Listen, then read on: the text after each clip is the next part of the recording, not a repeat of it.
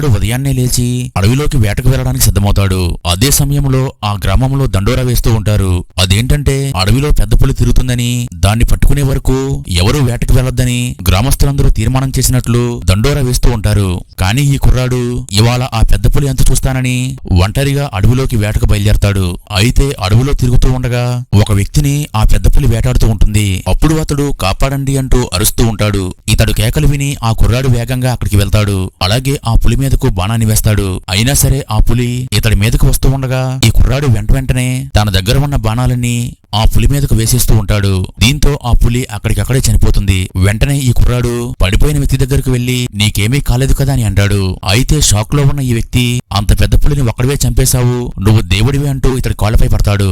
కానీ ఈ కుర్రాడు మనం వెంటనే గ్రామంలోకి వెళ్లాలని వీరిద్దరూ కలిసి ఆ చనిపోయిన పెద్ద పులిని బండిపై ఎక్కించుకుని ఆహారం కోసం పనికి వస్తుందని దీని గ్రామంలోకి తీసుకువెళ్తూ ఉంటారు.